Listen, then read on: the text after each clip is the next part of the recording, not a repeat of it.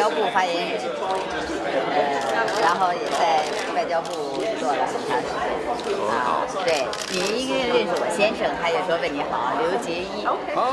对，他现在做常驻代表嘛，在联合国。今天正好王毅部长来了，所以他今天在忙。其实非常高兴的来出席这个活动，因为这个 就是 China Art Foundation International 也是在文化交流方面做了很多的事情，所以我们也是作为中国驻纽约总领馆的总领事呢，我们也希望呢今后进一步的加强中美文化方面的活动，要多通过文化艺术来增进两国人民的了解，使得两国关系的基础更加牢固。Hello everybody, Happy New Year! 大家新年快乐。I'm the new Chinese Consul General in New York. Well, I've just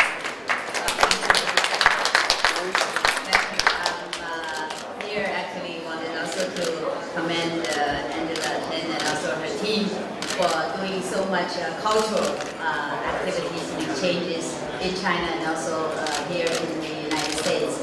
They have been very supportive in the Beijing Music Festival and also the New York Philharmonic Festival every year and for so many years. And as the Chinese Consul General, I think we also feel that the cultural exchanges and events are very, very important in promoting the understanding between the peoples of our two countries. The Sino-US relationship are at a very important stage, as you have also heard that my president is coming to make a state visit this year.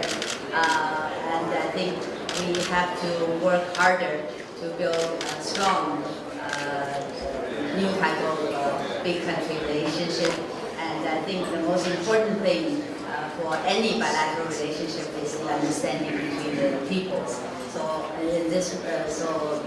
with this idea in mind, that my Consulate General will also organize and develop many cultural programs in the coming months and years, and also count on your support. And with these words, I just wanted to wish you a very happy New Year, the Chinese year of sheep, ram, or goat. Thank you. Ladies and gentlemen, dear friends, Ambassador Liu and myself, as well as my colleagues, are very happy to join all of you at this festive toast in honor of the National Ballet of China. On behalf of the Chinese Consulate General in New York, and on behalf of Ambassador Liu and all of my colleagues, we would like to send our warmest welcome to the National Ballet of China, led by Director Hou Ying. We are so happy that they're here and they are participating in the Lincoln Center Festival this year. And I would like to give a big thanks to Angela and also Deb, Katie for their initiative and also for organizing tonight's reception in their honor. We are so happy that we have the reception at this New York landmark, such a well-known and famous place at Tiffany. So we think this is quite something special.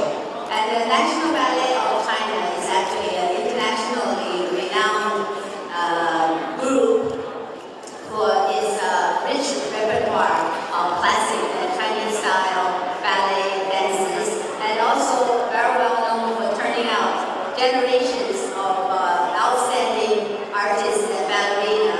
And out of all the famous ballerinas, Director Hou Ying is one of them.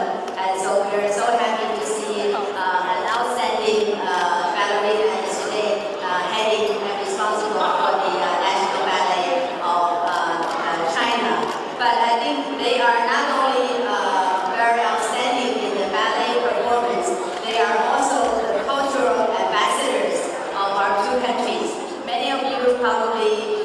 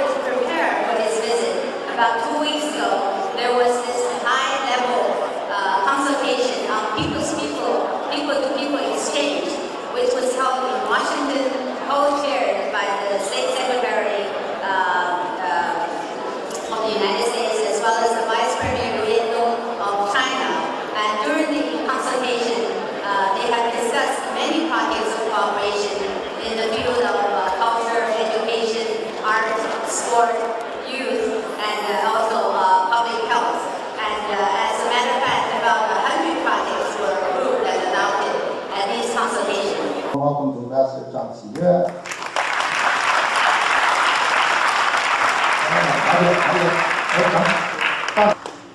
Shalom. Distinguished Rabbi Schneier, President of the Appeals of Conscience Foundation, Excellencies and distinguished members of the Diplomatic and Consular Corps, dear guests and friends, first of all, let me take this opportunity to express, on behalf of Ambassador Liu, Deputy Consul General Madame Zhang, and all of my colleagues, our profound sympathy and solidarity with the people in France. We strongly condemn the violent terrorist attacks that took place on Friday night. These heinous crimes serve as a reminder that we must stand together against international terrorism and make every effort to preserve peace.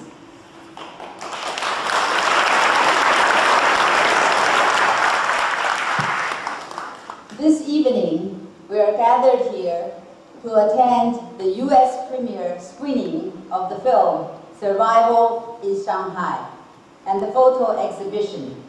I wish to express our heartfelt thanks to Rabbi Schneier, who is an old friend of both Ambassador Liu and myself, an old friend of the Chinese people, and a dear friend of China. I wanted to take this opportunity to thank you so much for everything you have done for the relations between China and the United States, for the relations of China and Israel, and for the relations of China and the rest of the world. Thank you.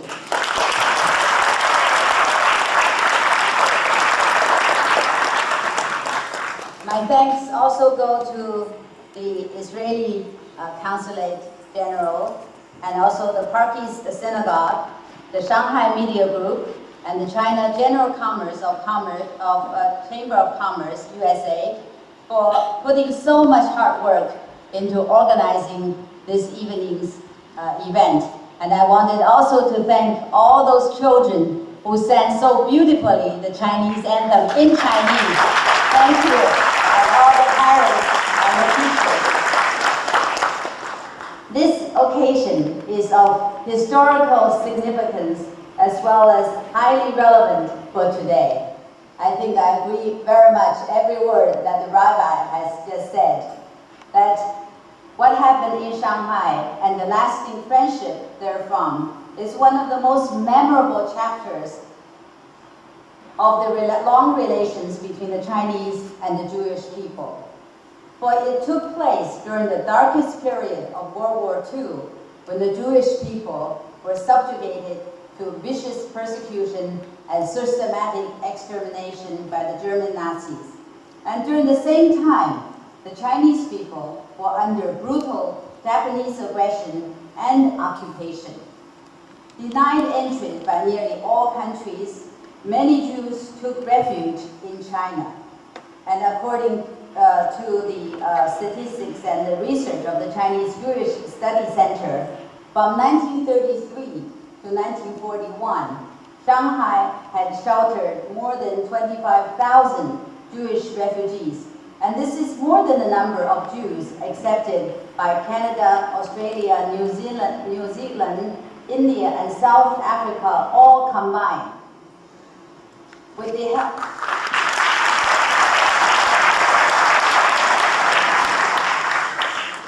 the help of the local Chinese people, most of the Jewish refugees in China were able to overcome the hard times and survive the Second World War. Last month, while I was in Shanghai, I visited the Shanghai Museum of Jewish Refugees and paid tribute to the wall of Shanghai refugees, engraved with each and every name that could be found and identified. I was deeply touched by the exhibits on display and the stories behind them. Despite the shared hardship, pains, and tribulations, there were so many stories of hope, of kindness, and generosity. The light of humanity was brought out even in the darkest moments. Today, some of the museum's old houses have been well restored and renovated and have since drawn many visitors from all over the world. And I think we are very happy to see that.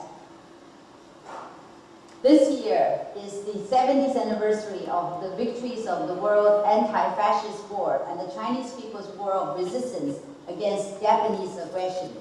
It is highly significant to recall the past and to review the history. However, recollecting the war crime memories is not to dwell on the past or to be paralyzed by history. Rather, it is a call for peace and solidarity.